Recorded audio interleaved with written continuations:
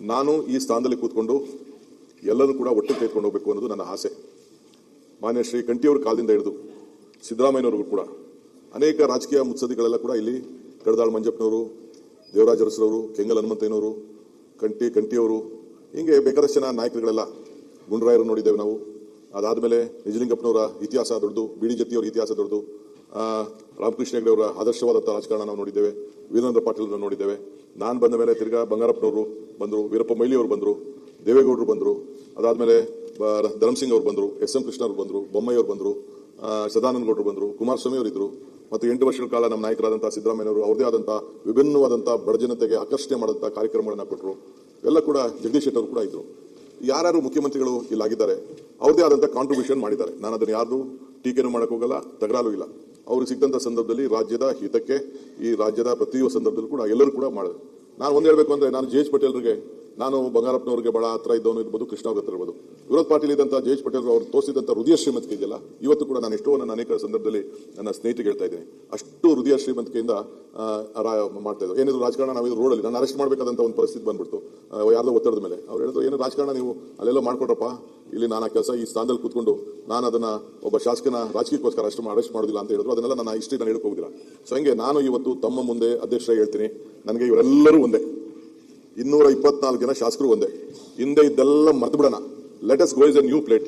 ಇಡೀ ವಿಶ್ವ ನಮ್ಮ ಭಾರತವನ್ನು ನೋಡ್ತಾ ಇದೆ. ಇಡೀ ವಿಶ್ವ ಭಾರತ ನೋಡುವಾಗ ಬೆಂಗಳೂರು ಮತ್ತು ಕರ್ನಾಟಕ ಮುಖಾಂತರ ನೋಡ್ತಾ ಇದೆ.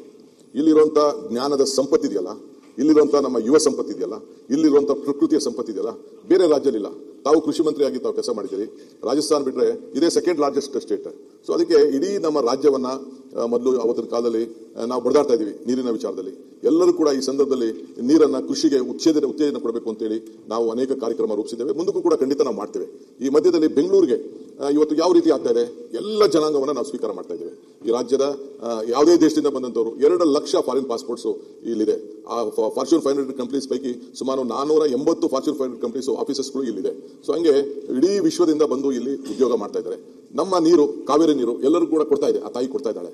ಇಲ್ಲಿ ನಾವು ಅಂಡರ್ಗ್ರೌಂಡ್ ವಾಟರ್ ಕೂಡ ನಾವು ರೀಚಾರ್ಜ್ ಮಾಡಬೇಕಾಗಿದೆ. ಬರೀ ಮುಂದೆ 2 ಇತ್ತು, ಹೆಸರುಘಟ್ಟ ಟ್ಯಾಂಕ್ ಇತ್ತು, ಈ ಕಡೆ ತಿಪ್ಪುನಹಳ್ಳಿ ಟ್ಯಾಂಕ್ ಇತ್ತು. ಇವೆರಡರಿಂದನೇ ಬೆಂಗಳೂರು ನಡೀತಾ ಇತ್ತು. ಈಗ ಪರಿಸ್ಥಿತಿ ಇಲ್ಲ. ಈಗ ಕಾವೇರಿ ನೀರನ್ನು ತೆಗೆದುಕೊಂಡು ಬರ್ತಾ ಇದ್ದೇವೆ. ಆ ತಾಯಿ ಕೂಡ ನಮಗೆಲ್ಲ ಆಶೀರ್ವಾದವನ್ನು ಮಾಡ್ತಾ ಇದ್ದಾರೆ.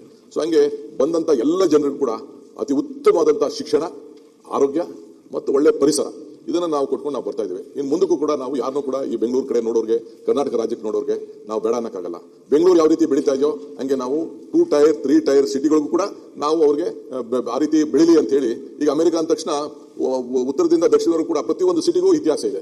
ಹಂಗೆ ಇವತ್ತು ನಮ್ಮಲ್ಲಿ ಏನು ಕಡಿಮೆನೂ ಇಲ್ಲ. ನಮ್ಮಲ್ಲಿರೋ ಮ್ಯಾನ್ ಪವರು, ಹ್ಯೂಮನ್ ರಿಸೋರ್ಸು ಎಲ್ಲ ಇಲ್ಲ. ನಮ್ಮ ಪರಮೇಶ್ವರ್ ಸಾಹೇಬರು ಮೆಡಿಕಲ್ ಕಾಲೇಜ್ ಇಟ್ಕೊಂಡಿದ್ದಾರೆ, ಬೇರೆಲ್ಲ ಸಂಸ್ಥೆ ಇದ್ದಾರೆ.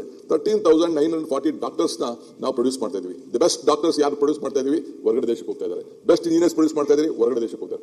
ಆದರೂ ಕೂಡ ಇಲ್ಲಿ ಬರೀ ನಮ್ಮ ಕ್ಯಾಲಿಫೋರ್ನಿಯಲ್ಲಿ 13 ಲಕ್ಷ ಇಂಜಿನಿಯರ್ಸ್ ಐಟಿ ಪ್ರೊಫೆಷನ್ ಇದ್ದಾರೆ. ಆದರೆ ಬೆಂಗಳೂರಿನಲ್ಲಿ 26 ಲಕ್ಷ ಇಂಜಿನಿಯರ್ಸ್ ಐಟಿ ಪ್ರೊಫೆಷನಲ್ ಕೆಲಸ ಮಾಡ್ತಾ ಇದೆ. ಹಿಂಗೆ ಎಲ್ಲನೂ ಕೂಡ ಆಕರ್ಷಣೆ ಮಾಡ್ತಾ ಇದೆ.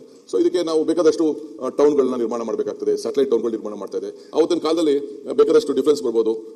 ರಿಂಗ್ ರೋಡ್ಗಳ ವಿಚಾರ, ಈಗ ನೈಸು ರೋಡ್, ಪಾಪ ದೇವೇಗೌಡರು ಸೈನ್ ಹಾಕಿದ್ರು, ನಂಗೆ ಬಹಳ ಸಂತೋಷ. ಇವತ್ತೇನೋ ಅವರು ಕೆಲವು ವಿಚಾರದಲ್ಲಿ ಮಾತಾಡ್ಬೋದು. ಆ ನೈಸ್ ರೋಡ್ ಇಲ್ಲ ಅಂದಿದ್ರೆ ಬೆಂಗಳೂರು ಏನಾಗ್ತಿತ್ತು? ಇಂಥದೆಲ್ಲ ಪರಿಸ್ಥಿತಿ ಇದೆ.